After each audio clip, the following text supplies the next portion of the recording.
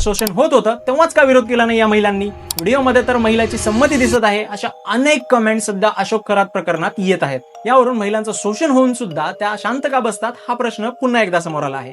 या प्रश्नाचे उत्तर समजून घेण्यासाठी आपल्याला समाजाची कंडिशनिंग समजून घ्यावी लागेल. आपल्या समाजात आपण कायम महिलांना सहन करायला शिकवतो.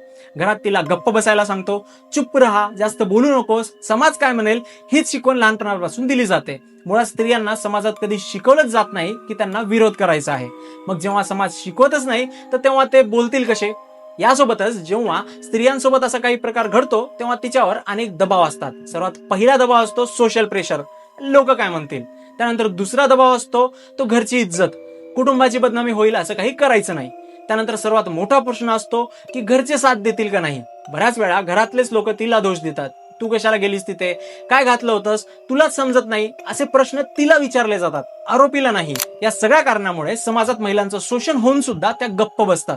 भीती, लाज, समाज, कुटुंब हे सगळे मिळून तिच्यासाठी एक इनविजिबल प्रिझन तयार करतात, ज्यातून बाहेर पडणं अत्यंत कठीण असतं. आणि जर ती बोललीच तर तिच्याच कॅरेक्टरवर प्रश्न उभे केले जातात.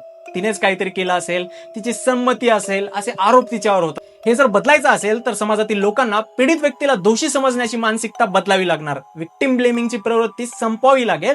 महिलांना सपोर्टिव्ह एन्व्हायरमेंट द्यावं लागेल, जिथे त्यांना आपल्या आवाजासाठी न्याय मिळेल, दोष नाही. जेव्हा अशी मानसिकता बदलेल तेव्हा पीडिता न घाबरता बिनधास्तपणे पुढे येईल आणि तेव्हाच खऱ्या अर्थाने न्याय मिळू शकेल. बदल आपल्यापासूनच सुरू होतो. पीडितेला सपोर्ट करा, दोष देऊ नका, कारण सायलेन्स हा तिचा चॉईस नसतो, तो समाजाचा दबावाचा परिणाम असतो.